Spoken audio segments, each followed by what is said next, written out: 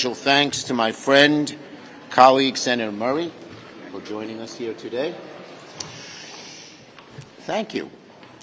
As you know, yesterday afternoon, thanks to the hard work of so many, but especially Chairman Murray, we reached a bipartisan agreement on a CR that will keep the government open through November 17th, maintain our commitment to Ukraine, ensure those impacted by natural disasters across the country get the resources they need, and continue funding at last year's level. Though the bill doesn't have everything either side wants, it's a bridge CR. That's what we call it, a bridge to getting the things we do want in November. And that is really important. Last night, the agreement passed. It was a great vote. It was a tribute to the Senate. It was a tribute not only to Patty and me, but to Susan Collins and Mitch McConnell and the other Republicans as well. And that strong bipartisan vote says the Senate will now move forward, adopt the motion to proceed tomorrow, absent an agreement to do it sooner, and keep the government open. Unfortunately, that is not happening in the House. Republicans appear to be taking the opposite path, a path headed to shutdown. The truth is, every approach House Republicans are pushing are partisan. Every CR has been aimed at the extreme hard right. Every path they have pursued to date will inevitably lead to a shutdown. Now, Speaker McCarthy wants to move a partisan CR that has no chance of becoming law. Why? Is he trying to help the country, or is he simply trying to appease the 30 most extreme members of his caucus?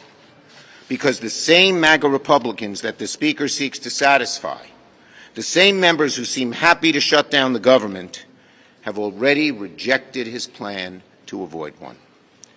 This is not an impossible puzzle to solve. The solution remains clear. Speaker McCarthy needs to stop letting the MAGA radicals drive his decisions and do the obvious and sensible thing. Follow the Senate's lead and pass a bipartisan CR to prevent this reckless shutdown.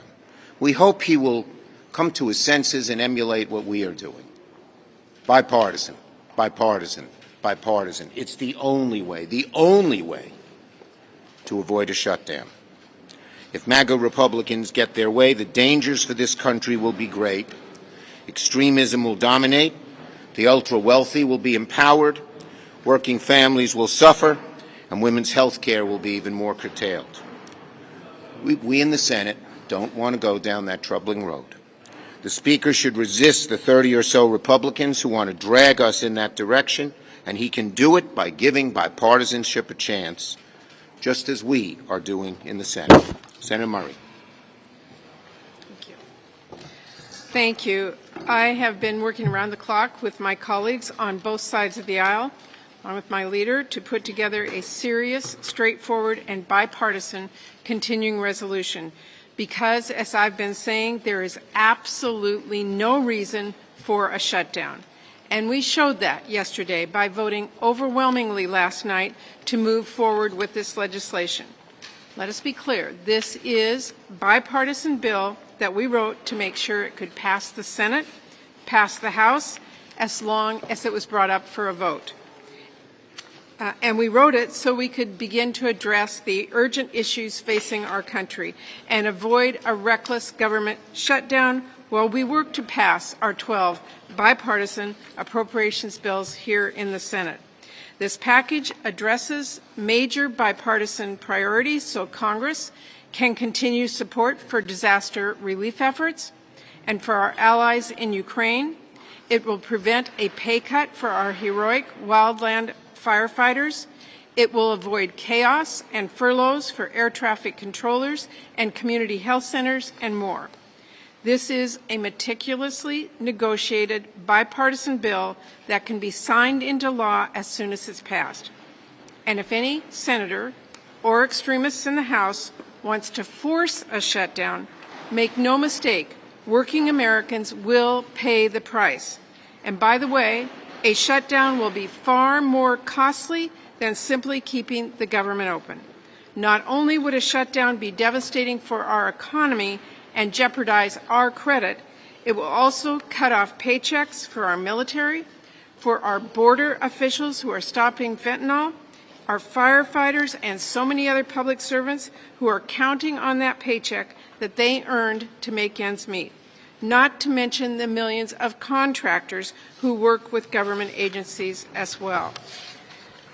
A needless shutdown would cut off parents and kids from childcare they rely on through Head Start, patients from NIH trials and community health centers, small businesses, farmers from loans they need to get by, and that's just the tip of an iceberg. So let's be clear, the most expensive outcome here is a government shutdown. Now, I get there are still a few senators who don't care for what's in this bill. You can never make anyone happy, but there is no reason for any senator to weaponize Senate procedures and force a totally unnecessary shutdown. And there is no reason for the House to not take up this bill either. If you don't like the bill, vote no. Every single one of us has been in that position before. But do not force the entire country into a shutdown that will cost billions of dollars, undermine our economy, undermine our national security, and hurt families just because you disagree with the vast majority of your colleagues. That is not a serious way to govern. It is not responsible. You know who's rooting for a United States government shutdown right now? Putin and the Chinese Communist Party. It is time for every member of Congress to step up and show some leadership.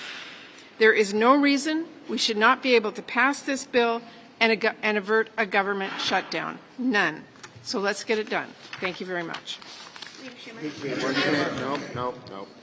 Okay, I just want to say a word about the Menendez indictment before I take questions. Like you, I was just deeply disappointed, disturbed when I read the indictment. Look, I've known Senator Menendez a very long time, and it was truly, truly upsetting. But we all know that for senators, there's a much, much higher standard. And clearly, when you read the indictment, Senator Menendez fell way, way below that standard. Tomorrow, he will address the Democratic caucus, and we'll see what happens after that. Leader Schumer, should he step aside? Should he resign? As I said, tomorrow he will address our caucus, and we'll see what will happen after that. On the government funding bill, you got 77 votes for this bill here. Would have been 80 with everyone there. Okay. High vote total. That said, it's obvious that the House can't accommodate this bill. Now, that's a high vote total here. Should you guys continue down that path if this is not going to become law? I mean, Senator Tillis suggested as much. Look, the bottom line is if they put our bill on the floor, it would pass. It would pass. And so we just hope that Senator McCarthy understands, learns from the Senate example, that you can't do this in a partisan way. We're waiting for a bipartisan approach to come from from Speaker McCarthy. If he doesn't come with a bipartisan approach, if he continues the partisanship, he's going to cause a shutdown. He knows that. Yes. Schumer, to get this CR through the Senate, are you willing to negotiate an amendment on border security, or adding language on border security? Look, I'm not going to speculate on any specific amendment. All I can say is everything to keep this going in the good way it's been done, everything has to be done bipartisan. Everything. Yes. Mr. Leader, have you talked at all to Mr. Jeffries about a discharge petition or something they can send over to you? I've talked to Leader Jeffries 2 or 3 times a day, and we're figuring out the best strategy to get the House to behave in a bipartisan manner. No, last question. Last question. How do you feel about Speaker McCarthy's criticism that the Senate has not moved on any of its appropriation bills in terms of passing? He ought to be focusing on the CR and not shutting down the government, instead of just playing complete obeisance to the hard right in a partisan way that will lead to a shutdown. Is the CR